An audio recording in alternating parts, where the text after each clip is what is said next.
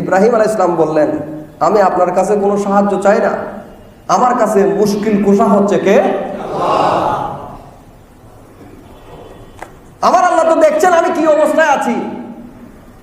আমার বিপদের মুহূর্তে আমি তাওহীদের শিক্ষা দিলাম, আমি যার ইবাদত করি এই বিপদের মুহূর্তে আমি সাহায্য চাইবো শুধুমাত্র তার কাছে। আল্লাহ বললেন, ইয়া নারু কুনি বারদান ওয়া সালামান আলাল ইব্রাহিম, ও আগুন আমার বন্ধু আমার দিকে চেয়ে আছে, কোনো ফেরেশতার দিকে চাই নাই। আমি হুকুম দিচ্ছি, আগুন আমি তোমাকে সৃষ্টি করেছি, তুমি আমার খলিলের জন্য শীতল একটা বিছানায় পরিণত হয়ে যাও। এটাকেই বলা হয় তাওহীদ। সব সময় আল্লাহর রহমতের দিকে চেয়ে থাকা, সব কিছুতে আল্লাহর দিকে চেয়ে থাকা, এটাকেই বলাই হয় তাওহীদ। সম্মানিত হাজিরিন, আমরা বিগত দুটি জুমাতে কোরআনুল কারীমের অন্যতম সূরা আল আনকাবুতের উপর আলোচনা করে আসছিলাম। গত জুমাতে আমরা 18টা আয়াত বর্ণনা করার সৌভাগ্য অর্জন করেছি, যেখানে 14 নম্বর আয়াতে আল্লাহ দুনিয়ার মানুষের কাছে নূহ আলাইহিস সালামকে প্রেরণ করেছেন, সেই বিষয়টা আলোচনা করেছেন। ওই জাতি নূহ আলাইহিস সালামের উপর ঈমান না আনার কারণে কি আযাবের সম্মুখীন হয়েছে সেটা আল্লাহ বর্ণনা দিয়েছেন। এরপরে রব্বুল আলামিন 16 থেকে হযরতে ইব্রাহিম আলাইহিস সালামের আলোচনা শুরু করলেন, যার ব্যাপারে আল্লাহ বলেন, মিল্লাতা আবিকুম ইব্রাহিম, যে তোমাদের পিতা হচ্ছে, তোমাদের দ্বীনের পিতা, ধর্মের পিতা হচ্ছে হযরতে ইব্রাহিম খলিলুল্লাহ।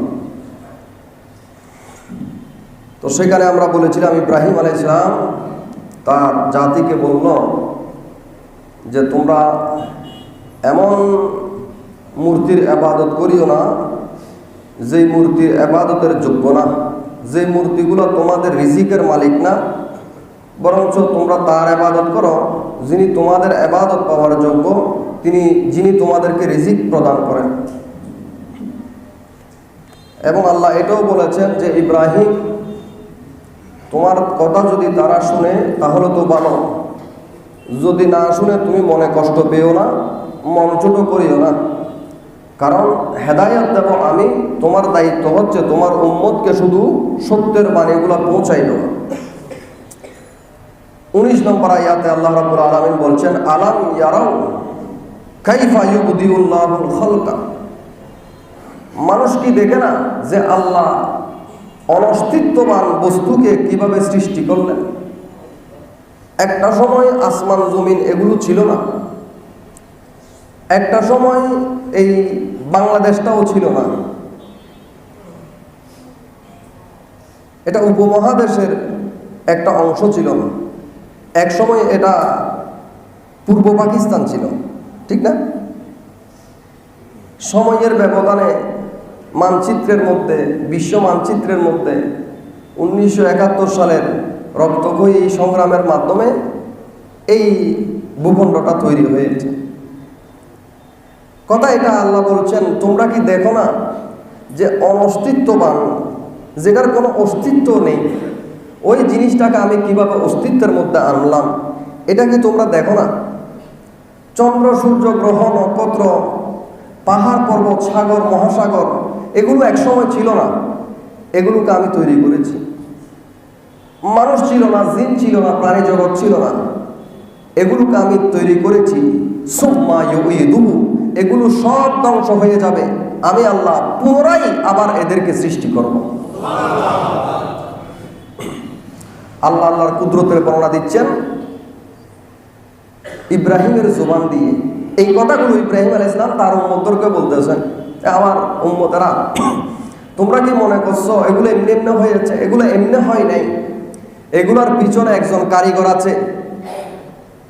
ইন্না যালিকা আলাল্লাহি ইয়াসির, মনে রাখো, এই কথাটা তোমরা স্মরণ রাখো যে যেই জিনিস আল্লাহ একবার তৈরি করে ফেলেছেন, সেই জিনিস দ্বিতীয়বার তৈরি করতে আল্লাহর জন্য কোনো কঠিন বিষয়, এটা সহজ। একজন কাঠমিস্ত্রি যখন একটা ফার্নিচারের স্ট্রাকচার তৈরি করে ফেলে, একবার যদি বানিয়ে ফেলে সেটাকে ভেঙে ফেলার পরে সেটা পুনরায় বানাতে পারবে না, কারণ সে ফর্মুলাটা ডিজাইনটা সে নিজেই করেছে। এটা নষ্ট হয়ে গেলেও সে অবিকল বানাতে পারবে। আমার আল্লাহ বলেন ইন্না যালিকা আলাল্লাহি ইয়াসির, এটা আমার পক্ষে সহজ।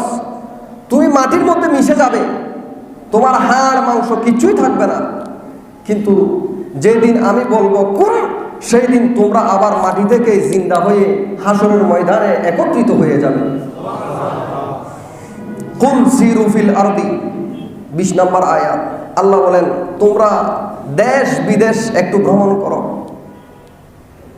আমার জমিনটা ইন্না আরদাল্লাহি ওয়াসিয়া, বিশাল জগৎ। আপনি ইউটিউবে সার্চ দিলে দেখবেন বা গুগলে সার্চ দিলে যে পৃথিবীর শেষ প্রান্ত কোথায়, তখন দেখা যায় সাইবেরিয়ার একটা অঞ্চলকে দেখানো হয়, আবার অনেক সময় সুইডেনের একটা অঞ্চলকে দেখানো হয়, যেখানে বরফের আবরণ শেষ হয়ে সাগর শুরু হয়েছে, সেখানে শুধু পানি আর পানি দেখা যায়। মনে হয় দেখতে যে এরপরে আর কোনো কিছু নাই। বাস্তবিক পক্ষে পৃথিবী কোথায় শেষ হয়েছে এটা এখনো কেউ আবিষ্কার করতে। আল্লাহ বলছেন কুল সিরু ফিল আরদ, আমার বন্দারা দেশ বিদেশে যাও, দেখো আমার কুদরত দেখে আসো। এক এক দেশে তুমি আমার এক একটা কুদরত দেখতে পাবে। ফানজুরু কাইফা বাদাল খালকা, তুমি সেখানে গেলে দেখতে পাবে যে আমি কত বৈচিত্র্যময় সৃষ্টিকে আমি সৃষ্টি করেছি। পৃথিবীর ফুসফুস বলা হয় অ্যামাজন জঙ্গলকে, বাংলাদেশের ফুসফুস বলা হয় সুন্দরবনকে। অর্থাৎ পৃথিবীর মানুষের জন্য যেই পরিমাণ অক্সিজেনের দরকার, এই পরিমাণ অক্সিজেন সরবরাহ করে সবচাইতে বেশি সেটা হচ্ছে অ্যামাজন জঙ্গল। যেই জঙ্গলের রহস্য এখনো রহস্যই থেকে গিয়েছে। সেখানে এমন এমন আদি জাতি, আদি মানব জাতি বসবাস করে, তাদের সাথে এই সভ্য সমাজের কোনো মিল নাই। এরা এগুলো জানেও না যে এরকম একটা দেশ আছে, সেখানে মসজিদ আছে, ফ্যান আছে, টিভি আছে, ফ্রিজ আছে, মোবাইল আছে, এগুলো কেউ জানেই না। এরা এটা যে একটা জগৎ এরকম আছে এরা জানেই না। আজীব আজীব জানোয়ার, আজীব আজীব প্রাণী অ্যামাজন জঙ্গলের মধ্যে। আল্লাহ বলছেন তুমি বিভিন্ন ভূখণ্ডে সফর করো, তুমি গেলে দেখতে পাবে কাইফা কাইফা বাদা আল খালকা, যে আমি কত বৈচিত্র্যময় জীব জন্তু প্রাণী জগৎ, বন জঙ্গল আমি সৃষ্টি করেছি, সাগর মহাসাগর সৃষ্টি করেছি। আপনি সার্চ দিলে দেখবেন সাগরে এমন অনেক মাছ আছে যেগুলো উড়তে পারে পাখির মতো, পাখনা আছে এগুলো। এক এক ব্লু হুইল, নীল তিমি আছে যে সেগুলো এক একটা জাহাজের সমপরিমাণ।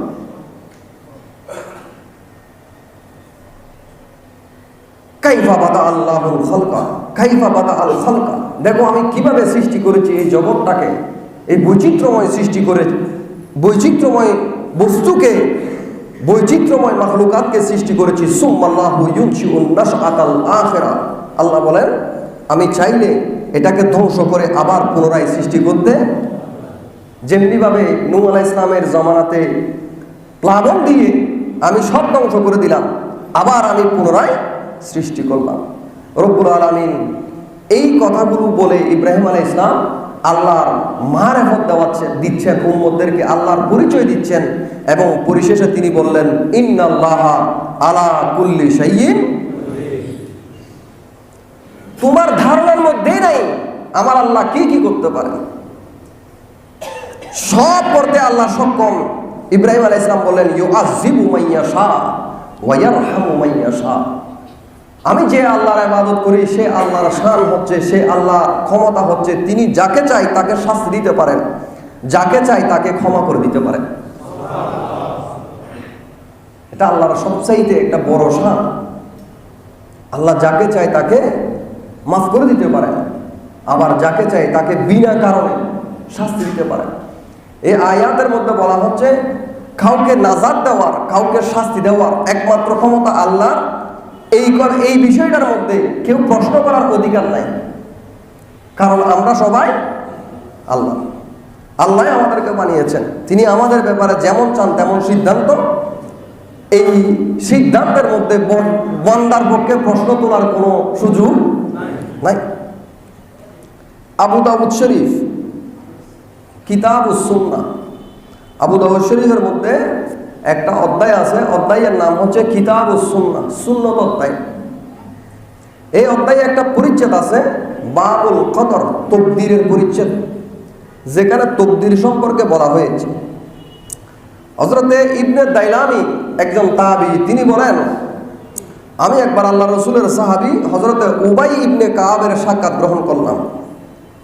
ওনার দেখা পেয়ে ওনাকে বললাম যে তকদির সম্পর্কে আমার মনের মধ্যে একটু খটকা লেগেছে, বিভিন্ন রকম খারাপ চিন্তার জন্ম নিয়েছে। আপনি আমাকে তকদির সম্পর্কে কিছু বলেন যেন আমার খারাপ ধারণাগুলো তকদির সম্পর্কে দূর হয়ে যায়। হযরতে উবাই ইবনে কাব রাদিয়াল্লাহু তাআলা আনহু বলেন লাউ আন্নাল্লাহা আযযাবা আহলা সামাওয়াতিহি ওয়া আহলা আরদিহি আযযাবাহুম ওয়া হুয়া গায়রু যালিম। আল্লাহ যদি চায় আসমানের সবাইকে, জমিনের সবাইকে আযাব দিতে পারে, এরপরেও আল্লাহকে জালেম বলার অধিকার কারো। ওয়ালাউ রাহিমাহুম কানাত রাহমাতুহু খায়রান লাহুম মিন আমালিহিম। আল্লাহ যদি চায় দুনিয়ার সমস্ত মানুষকে মাফ করে দিতে পারে, এবং এটা দুনিয়ার সমস্ত মানুষের নেক আমলের চাইতে উত্তম। অর্থাৎ আল্লাহর রহমত এটা নেক আমল দিয়ে অর্জন করা যায় না। এটা এমন জিনিস, এটা আল্লাহ যাকে দেয় সেই পেয়ে যায়। এটা আল্লাহর ইচ্ছা, আল্লাহ কাকে দয়া করে দিবে এটা একমাত্র আল্লাহর ইচ্ছা, এটা তাকদীরের মুআমালা। আল্লাহ রাসূল বলেন লাউ আনফাকতা মিসলা উহুদিন যাহাবান ফি সাবিলিল্লাহ মা ক্বাবিলাহু আল্লাহু মিনকা হাত্তা তুমিনা বিল কদর। এই হাদিসটা উবাই ইবনে কাব আল্লাহ রাসূল থেকে বর্ণনা করছেন, ইবনে দাইলামিকে উত্তর দিচ্ছেন ওনার তাকদীর সম্পর্কে যেই খারাপ চিন্তাগুলো মাথার মধ্যে এসেছে সেগুলো চলে যাওয়ার জন্য। উবাই ইবনে কাব বলেন আমি আল্লাহ রাসূলকে বলতে শুনেছি, আল্লাহ রাসূল বলেন যে আল্লাহর কোনো বান্দা যদি উহুদের যেই পাহাড়, সেই পাহাড় পরিমাণ সম্পদও যদি আল্লাহর রাস্তায় দান করে দেয়, কিন্তু তাকদীরের উপর যদি তার বিশ্বাস না থাকে, আল্লাহ তার উহুদ পাহাড় পরিমাণ সেই দানকে আল্লাহ গ্রহণ করবে। তাকদীর কি জিনিস? নবীজি বলেন ওয়া তাআলাম আন্নামা আসাবাকা লাম ইয়াকুন লিয়ুখতিয়াকা। নবীজি বলেন যেটা তোমার তাকদীরে আল্লাহ লিখে দিয়েছেন এটা তুমি পেয়ে যাবে, এটা তুমি পেয়ে যাবে। আল্লাহ নবী বলেন যেটা তোমার তাকদীরের মধ্যে আল্লাহ রাখে নাই, এটার পিছনে তুমি সারা জীবন দৌড়ালেও এটা অর্জন করতে পারবে না। এটাই হচ্ছে তাকদীর। আমরা আমাদের জীবনে, আমার লাইফেও আমরা অনেক কিছুর পিছনে চেষ্টা করি, কিন্তু পরিশেষে আমরা সেটা পাই না। আপনি বুঝে নেবেন আপনি একটা খারাপ পরীক্ষার মধ্যে দিয়ে গিয়েছেন, এমন জিনিসের পরীক্ষায় আপনাকে নেওয়া হয়েছে যেটা আপনার তাকদীরেই ছিল না, সেই জন্য এটা আপনি অর্জন করতে, যেটা আপনার তাকদীরে আছে এটা এমনি চলে আসবে, কারণ এটা আপনার তাকদীরে আল্লাহ লিখে রেখেছেন।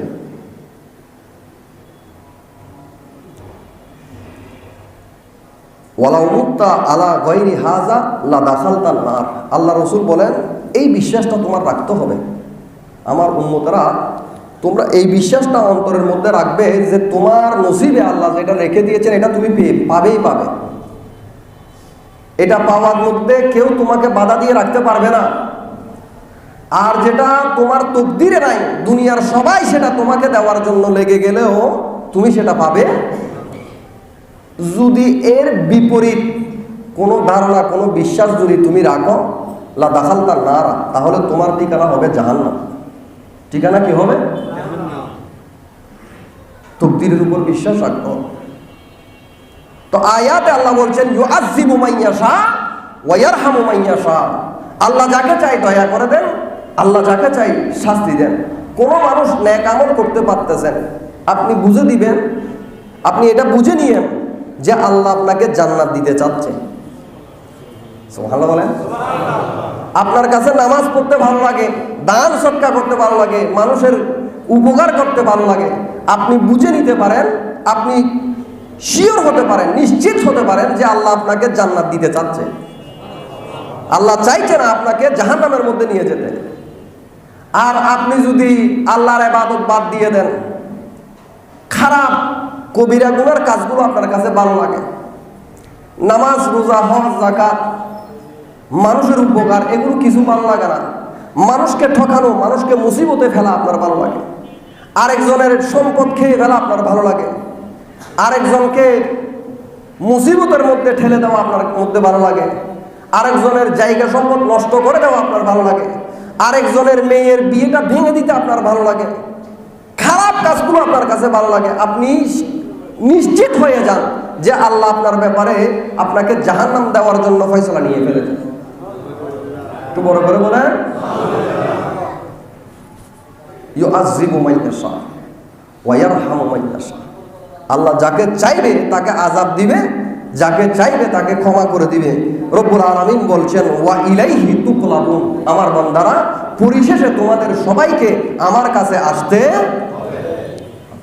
ওয়া ইলাইহি তুকলাবুন ওয়া মা আনতুম বিমুজিজিন। দুনিয়ার সমস্ত মানুষ, আহলুল আরদ, জমিনে যত প্রাণী বসবাস করে, তারা যদি সবাই আল্লাহর বিরুদ্ধে যুদ্ধে লিপ্ত হয়, কেউ আল্লাহকে পরাজয় করতে পারবে না।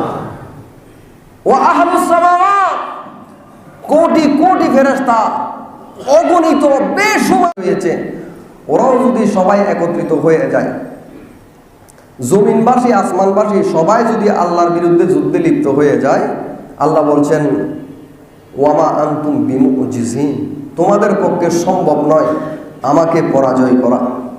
সুবহানাল্লাহ বলেন। আল্লাহর শান। একজন পয়গম্বর কি দলিল উপস্থাপন করছেন উম্মতদেরকে বোঝানোর জন্য।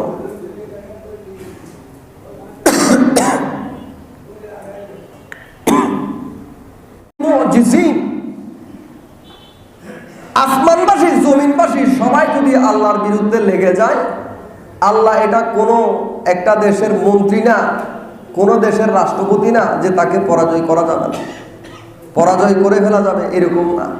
আল্লাহ তো আল্লাহ। তোমরা আল্লাহকে একটা দেশের প্রধানমন্ত্রী হিসেবে মনে করিও না, একটা মহাদেশের প্রধানমন্ত্রী মনে করিও না, বরঞ্চ আল্লাহ হচ্ছে মালিকুল আমলা। পৃথিবীতে যত মন্ত্রী আছে সমস্ত মন্ত্রী, সমস্ত বাদশাদের বাদশাহ হচ্ছে। সেই জন্য এই নামটা রাখা যায় না রাজাদিরাজ, কারণ নাম এটা রাখা যাবে না। মালিকুল আমলাক এই নামটা হচ্ছে কার? এই শান আল্লাহ। ফিল আরদি ওয়ালা ফিস সামাই ওয়া মা লাকুম মিন দুনিল্লাহি মিন ওয়ালিয়্যিন ওয়ালা নাসির। আল্লাহ বলেন তোমরা সবাই মিলে আমাকে পরাজয় করতে পারবে না, আমার কোনো ক্ষতি করতে পারবে না, কিন্তু যখন আমি তোমাদের ক্ষতি করতে চাইব তখন আসমানের সবাই জমিনের সবাই যদি তোমাকে বাঁচাতে চাই বাঁচাতে পারবে না। কি দলিল দিলেন আল্লাহ! দেখ ইব্রাহিম আলাইহিস সালাম উম্মতদেরকে বলছেন আর কি, এটা এই কথাগুলো, এটা এত সুন্দর কথা একজন পয়গম্বরের মুখে, এই কথাগুলো এত চমৎকার কথা, আল্লাহ সেগুলো আল্লাহর কালামের মধ্যে জায়গা দিয়ে দিলেন। এই কথার মাধ্যমে কিয়ামত পর্যন্ত আল্লাহর বান্দারা আল্লাহর জমিনে ইব্রাহিম আলাইহিস সালামকে স্মরণ করতে থাকবে। 23 নম্বর আয়াত, ওয়াল্লাযীনা কাফারু বিআয়াতিল্লাহ ওয়া লিকাইহি। দুনিয়ার মধ্যে যারা আল্লাহর এই নিদর্শন, আল্লাহর এই দলিল, আল্লাহ যে আছেন, আল্লাহ যে সব কিছু সৃষ্টি করেছেন, আল্লাহ যে নবী রাসূল পাঠিয়েছেন, আল্লাহ যে আসমানি কিতাব দিয়েছেন, সব কিছু আল্লাহর হুকুমে নিয়ন্ত্রণ হয়। আল্লাহর জমিনে আল্লাহ অনেক নিদর্শন রেখেছেন, খানায়ে কাবা রয়েছে, সাফা মারওয়া পাহাড় আছে, আরাফাতের ময়দান আছে, বাইতুল মুকাদ্দাস আছে, হেরামাইনে শরীফাইন আছে, জমিনের মধ্যে আল্লাহর অনেক প্রিয় বান্দাদের মাজার শরীফ আছে। এগুলো আল্লাহর নিদর্শন। যারা আল্লাহর নিদর্শন, আল্লাহর এই দলিলকে যারা অস্বীকার করবে, উলাইকা ইয়াইসু মির রহমাতি, এরা হচ্ছে ওই সমস্ত বান্দা যারা আমার রহমত থেকে বঞ্চিত।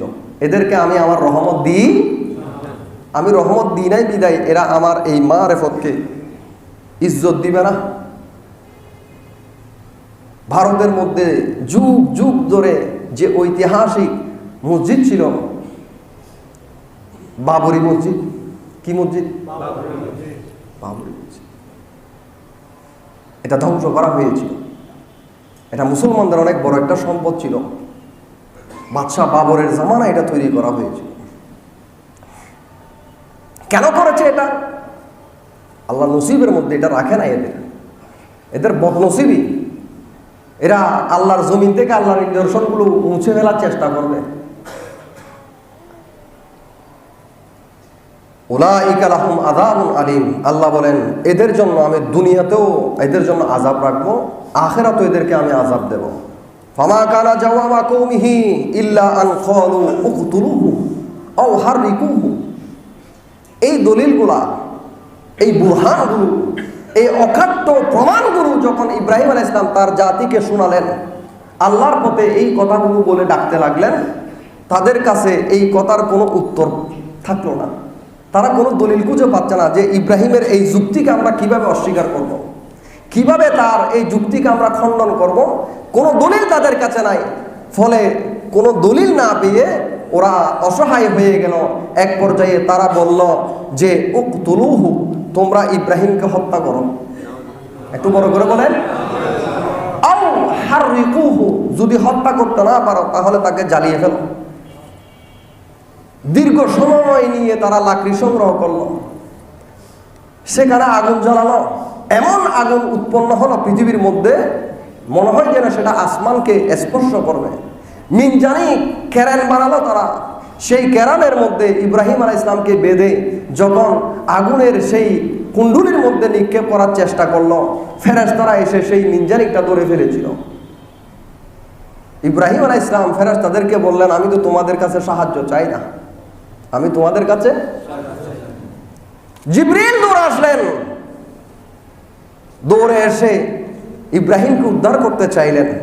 ইব্রাহিম আলাইহিস সালাম বললেন, আমি আপনার কাছে কোনো সাহায্য চাই না, আমার কাছে মুশকিল কুশা হচ্ছে কে? আমার আল্লাহ তো দেখছেন আমি কি অবস্থায় আছি। আমার বিপদের মুহূর্তে আমি তাওহীদের শিক্ষা দিলাম, আমাকে, আমি যার ইবাদত করি, এই বিপদের মুহূর্তে আমি সাহায্য চাইব শুধুমাত্র তার কাছে। আল্লাহ বললেন, ইয়া নারু কুনি বারদান ওয়া সালামান আলাল ইব্রাহিম, ও আগুন আমার বন্ধু আমার দিকে চেয়ে আছে, কোনো ফেরেশতার দিকে চাই নাই।